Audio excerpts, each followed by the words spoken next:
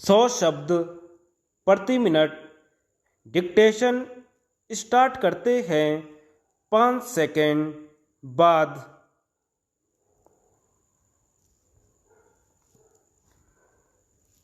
उपसभापति जी, मैं यह कहने में कतई संकोच नहीं करता हूँ कि हिंदुस्तान का जो ग्रामीण क्षेत्र है वह पूरे का पूरा बेरोजगार क्षेत्र है।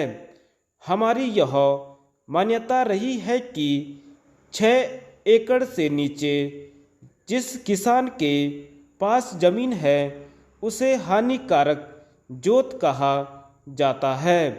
इतनी जमीन जो लोग अपने पास रखते हैं वे बड़ी मुश्किल से अपनी गुजर बसर कर पाते हैं।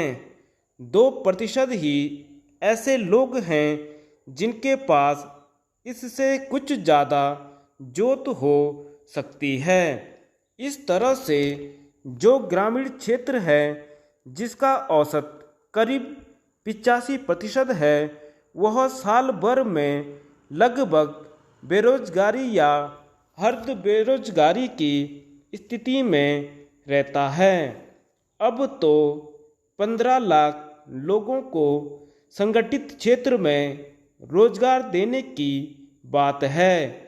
उनकी स्थिति क्या है?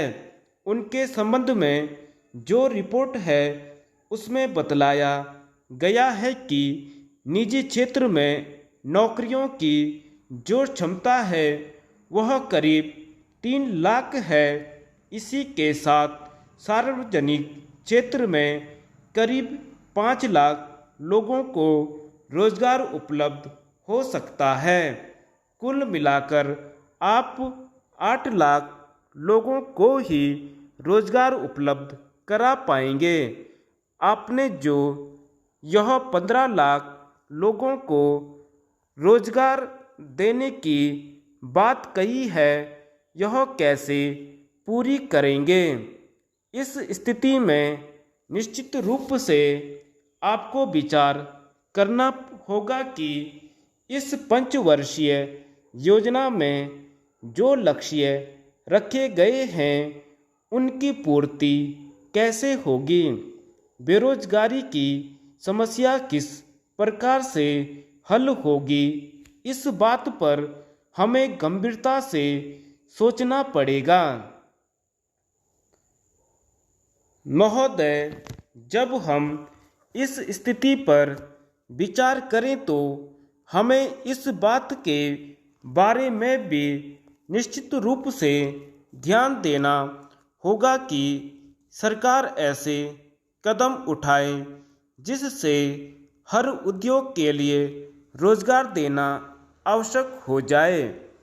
हमने देखा होगा कि निजी क्षेत्र को राहतें दी जाती रही हैं ताकि वह अधिक उत्पादन कर सकें, लेकिन इस बात पर जोर नहीं दिया गया कि जब वह अपनी उत्पादन क्षमता बढ़ाते हैं तो उनको रोजगार भी आवश्यक रूप से देना चाहिए।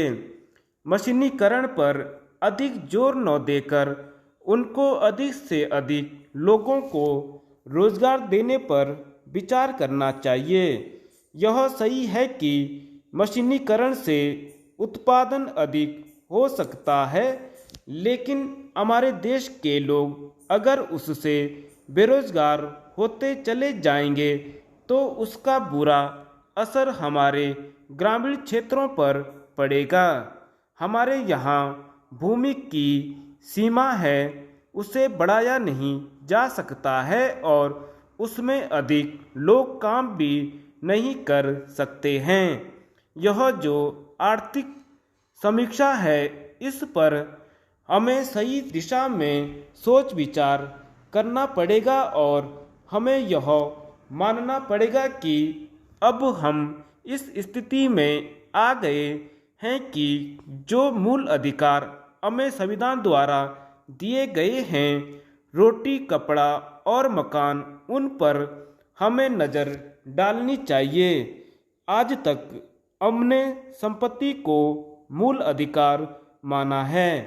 मेरा कहना है कि यह भी एक कारण है जिससे हमारे दृष्टिकोण में परिवर्तन करने में सहायता मिली है।